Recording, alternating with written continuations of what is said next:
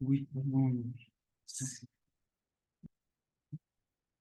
Okay, then I'm going to present detecting human object in contact and images published in CVPR 2023. So their contributions are they propose a new task that aims at detecting human object contacts in full body in images and such as this. So for example, here we want to know which part of this human is contacting this object. So here, for example, this chair is contacting with this chair and so on. And so we kind of segment those regions as saying that those regions are contacted. And then but such data set doesn't exist, so they provide a new data set, the human object contact data set with 2D contact area heat maps and the associated human part labels as annotations. I will come back to this part later.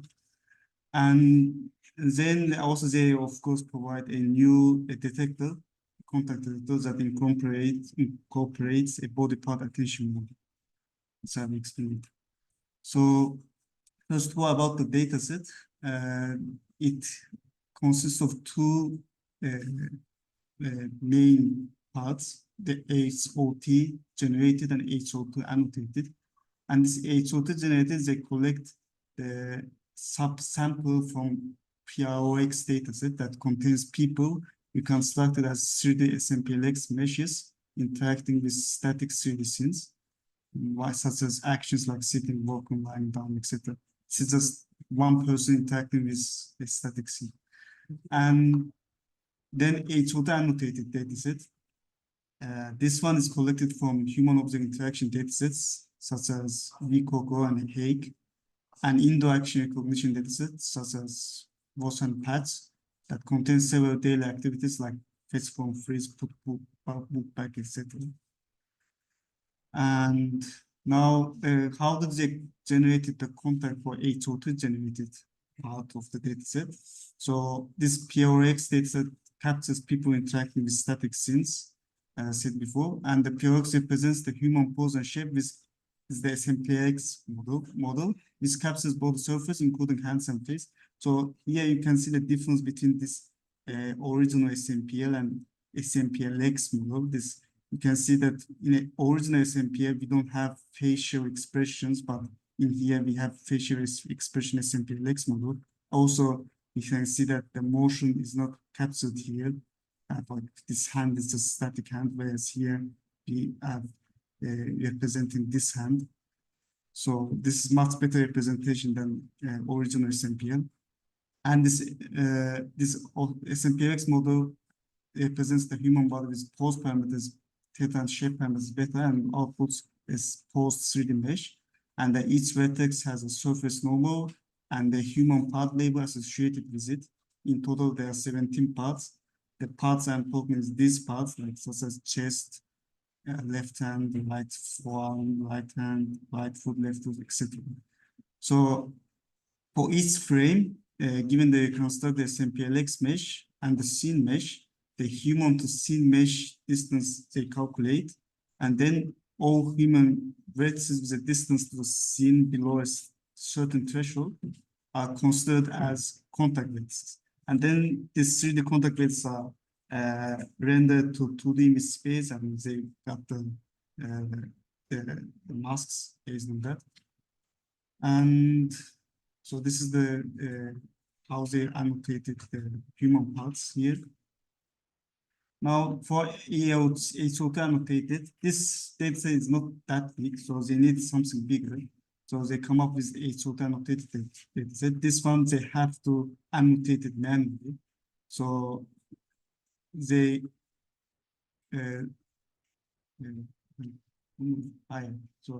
from this data set they collected, and they have two steps for annotation.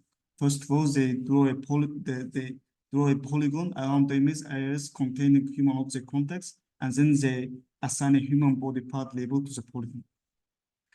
And they make sure to have a good quality and consistency for annotations. They take a number of serious steps. First of all, they perform a trial annotation with 3 rounds for 400 images. So they provide feedback based on annotators, how they annotated, and they repeat this process for 3 times. And after this trial annotation is done, they perform real annotation. In this one, the 12 people perform the initial annotation, and 2 rounds of quality checks are performed. So the first quality check round contains a different cohort of 4 people that they check the annotations, and then another 2 people perform the second quality check round. And in the end, we have this kind of annotations coming from diverse data sets. Now analysis. So in total, the HOT dataset have around 35,000 images and 160,000 contact area annotations, along with a body part label for each area. And now a bit more analysis can be done as shown here. So first of all, we come to this figure 3A part. Here, the x-axis is for each body part, and the y-axis is number of contact areas. And we can see that HO2 annotated has noticeably more contacts than HO2 generated ones for both hands. And also, for this one, the reason is this proxy captures humans interacting with static scenes without grasping and moving objects with their hands, while HO2 annotated contains a lot of images with interaction between hands and objects. That's why we can see these differences. Now, the figure 3B shows the number of contact areas per image. And again, we can see the HO2 annotated has generally more contacts than the HO2 generated one. HO2 annotated than generated ones. And this is because the human object interaction datasets contain images of multiple interacting persons, whereas PROX has only one single person in every image that interacts with a static scene. And next is distribution of contact area size. We can see that the areas are generally smaller for HO2 generated than for HO2 annotated. And they say this is because the images in PRX are captured with camera away from the body to include more scene context. Whereas images in HO2 annotated are taken in the wild, including close-ups, as well as more object grasps. That's why their areas are much smaller than the HO2 annotated. And now we come to the contact detector. So it's a very simple model, and since it's the first, they provide the first task, and the detector should also be simple. So it has just 2 branches, attention branch and contact branch. This attention branch outputs a P of size, the features of P of size 8WJ+1, and this J stands for the number of body parts. There's an extra channel for the background, +1 here, and the 8W is feature maps, heights, and widths. And then they perform a channel-wise softmax normalization to get the attention mask from this attention levels. Then we have this contact branch, which outputs F is the same special dimension 8W as P, but with a different number of channels, C512. Now we come to this part. That's where novelty comes. So they, for each joint, the features, the mask, they perform element-wise product between all channels in F, and the attention mask P for specific joint to obtain features C multiple J+1 channels. This is not same as this C, it's different. And I think this is because of this convolution. And then they pass through a convolutional layer, this convolution, for the pixel inference. And the supervision, it's also very simple. They have 2 supervisions, LA and LC. LA stands for cross-interval loss between the estimated attention maps and the ground truth path segmentations. So they try to find those paths with using this attention bands. And this one is only for contact maps, for cross-interval loss between estimated and ground truth contact maps. I mean, what is the difference between attention branch and contact branch? Are they just the convolution? Yeah, just I've explained what are the actually just convolution bias, but one is responsible for finding the body parts, another one is responsible for finding the human contact. Here is the contact itself. Human contact. Yeah. But I mean, So is there any supervision directly goes there? yeah, attention bus has this supervision. They have this part segmentation. I mean, after P, after that branch. Yeah, this P and F are yeah, some but feature, right? yeah, but this one comes here from. They have, I will explain. There's another convolution coming here for perfect significance. But as far as I see in this pipeline, they concatenate P and F. Yeah, but And I mean, then- they don't show it here explicitly. So this is just the overall view. But in reality, actually, they have some separate convolution layers for attention bands and for this context. This is the one for needed for context. And yeah. Now, that's where I was trying to explain this part. So first of all, this body part supervision for attention bars is applied only in initial stages. By initial stage, I mean, for certain epochs, they did this body part supervision, but then later they put the weights for this attention branch, it's 0. And then for as a backbone, they use pretend dilated resident 50. So for attention branch, they have 0x0 convolutional arrays with batch norm and ReLU, and then they follow by another convolutional array with kernel size 1 to make pixel-wise human part label classification. So this part is missing here. And for the contact branch, they have 0x0 convolutional arrays with batch norm and ReLU, and then followed by another convolutional array with kernel size 1 to make pixel-wise contact label prediction. I think this is the one for visit too. And since background always dominates the ground truth labels for both human part segmentation and contact estimation, a smaller weight is assigned for the background label in crossover intervals. And now comes to experiments. So they do separate experiments on HO2 annotated and HO2 generated and also full set together combined. So HO2 annotated has like 10,400 for training, 2,000 for testing and validation, and HO2 generated 14,000, 6,000 for validation, 6,000 for testing. So to supervise the attention bands, they generate the pseudo-ground tools for human part segmentation by rendering the part segmented SMPLX meshes into per part masks in image space. And so this Lemon model's SMPLX fits are used for the POX dataset, and they use Frank mockup to estimate SMPLX meshes for the images of HO2 annotated. And as a baseline, there is no baseline because this is new task. So they use this resident AppleNet and resident PPM for used original proposal segmentation for comparison. And the evaluation protocol, this first one is there's actually only this one is extra. The rest of them are actually the same as semantic segmentation. So semantic contour accuracy is basically semantic segmentation. The proportion of pixels that are both correctly classified as in contact and associated with correct body part label. And this contour accuracy is a bit different. Contour accuracy in which we just want to know did we find the contact or not, and it doesn't matter which body parts. So this is just binary labels, the proportion of correctly classified pixels for binary contact labels. So this ignores the body part labels, it just wants to know, did we find the contact in correct location or not? And then this mean IOU stands for the predicted ground truth contact pixels IOU, averaged over all body part labels. And this weighted IOU is the IOU weighted by pixel ratio for its contact label.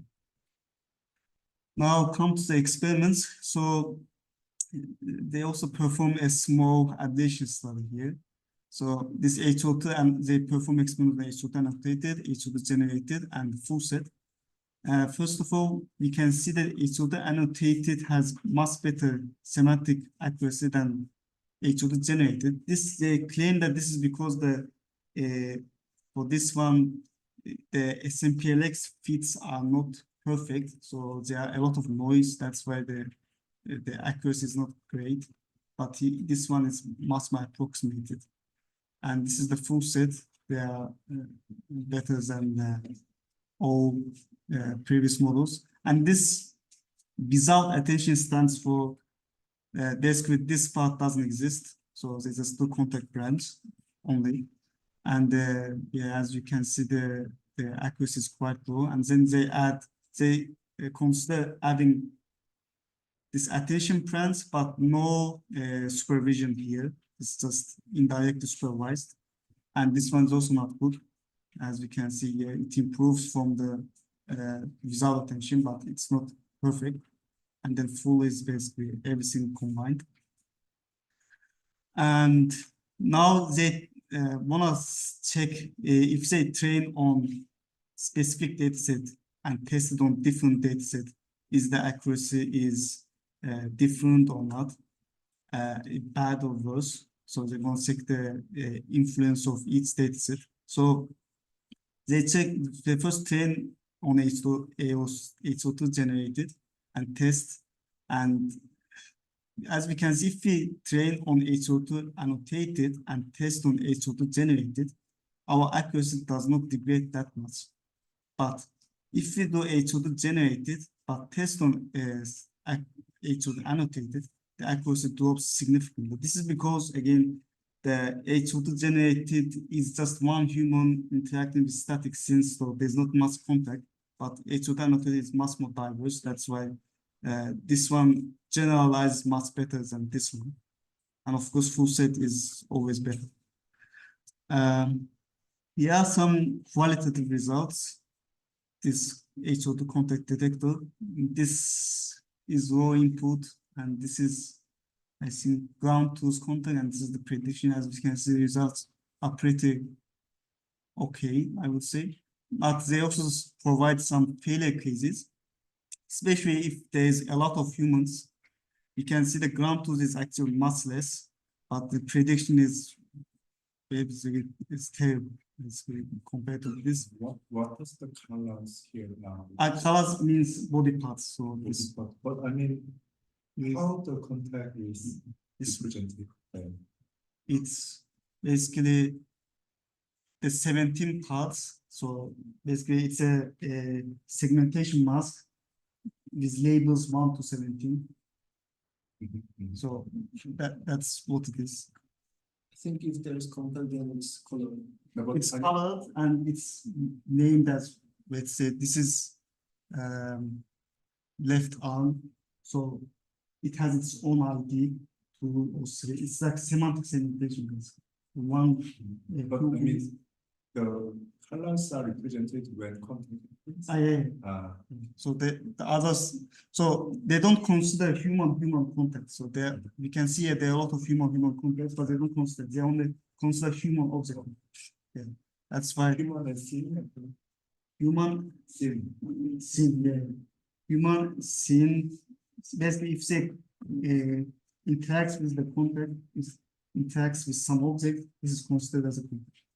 But normally, the contact map, it has some kind of heat map representation. Yeah. Right? But this one is, I think, semantic representation.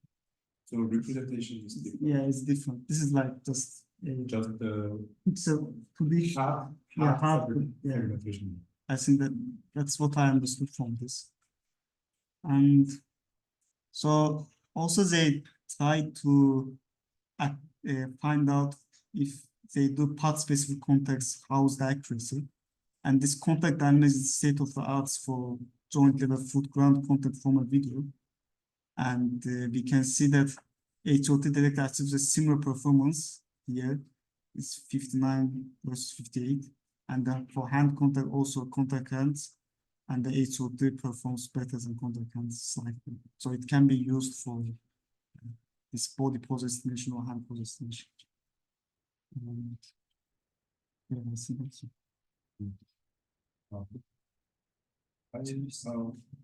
I saw that there's some paper that estimate contact map for human object interactions between. But they are they arguing that they are the first? Yeah, they said there's no No, one has done full body. human object. So I think those ones is human, we are talking about human object interaction. Mm. But they said this is different from human object. Why? This is This is full body. full body. Yeah. That's What's what's the difference? Full body and object. Previously there were body and object. previously.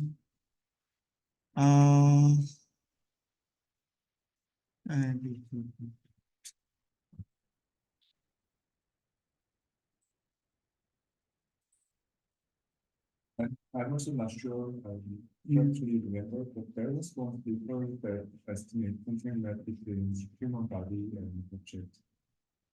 But not sure. But there surely was human interactions scenario. There was a paper that estimate the contact map between humans, two humans. Not sure. 전화도 I think there's paper of human and human contact. They say they do not have the 2D context areas for those datasets. The paper was also it's But I think this is easier. Yeah, this is 2D context. Yeah, that's easier. Yeah. The paper what do you remember what the was about anyone. yeah. Easier. But then and also the color that is representing the former part and the deep part, the back part, Yeah. if you know it. Chest and back. Okay. Then actually that was really As they say, they combine this back part. They lose those back part with those for annotated, it's hard to differentiate between these back parts and so they say these back parts are merged kind of. to the chest. Yeah, so something like that. It's very easier. Yeah.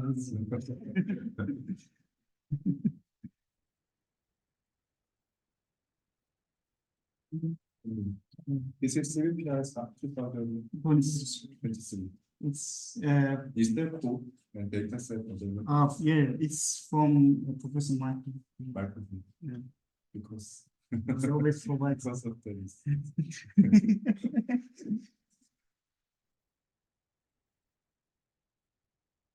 Any other pictures?